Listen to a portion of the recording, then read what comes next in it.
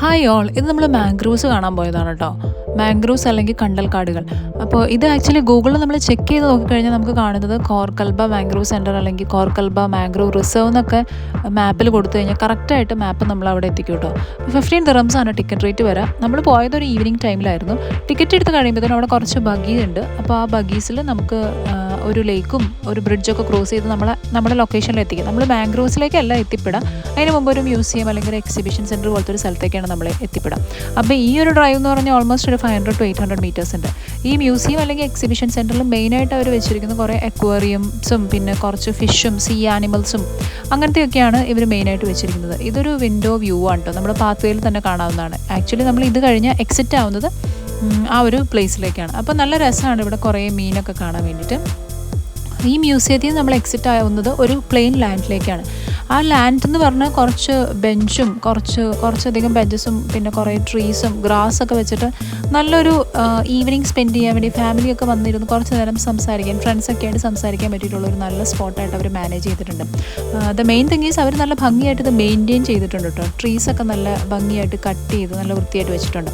അത് കഴിഞ്ഞിട്ട് നമുക്ക് എൻട്രി കൊടുക്കുന്നത് ഈ ഒരു സ്പേസിലേക്കാണ്. കുറച്ച് ബേർഡ്സൊക്കെ ഇവിടെ ഉണ്ട്, കുറച്ചധികം ബേർഡ്സൊക്കെ ഉണ്ട്. ഇത് ആക്ച്വലി ക്ലോസ്ഡ് ആണ്, ഓപ്പൺ അല്ല, കാരണം ബേർഡ്സൊക്കെ പറന്ന് പോകുമല്ലോ എന്ന് വിചാരിച്ചിട്ടായിരിക്കും.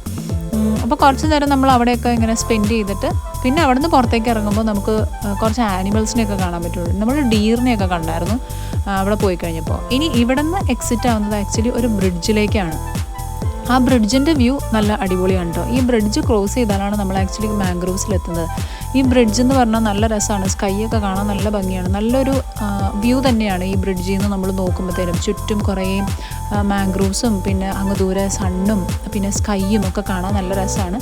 കുറച്ച് സമയമൊക്കെ ഇവിടെ സ്പെൻഡ് ചെയ്തിട്ട് നമ്മൾ ആ ബ്രിഡ്ജ് ക്രോസ് ചെയ്തു. ബ്രിഡ്ജും ഓൾമോസ്റ്റ് ഒരു 500 meters ഒക്കെ ഉണ്ട് കേട്ടോ. അപ്പം ബ്രിഡ്ജ് എക്സിറ്റ് ആവുന്നത് ഈ മാംഗ്രൂവ്സിലേക്കാണ്. കാണാൻ നല്ല രസമില്ലേ? ഇത് നമ്മൾ എക്സിറ്റ് ആയിട്ട് കയറുന്നത് മാംഗ്രൂവ്സിൻ്റെ ഉള്ളിലേക്കാണ് കേട്ടോ.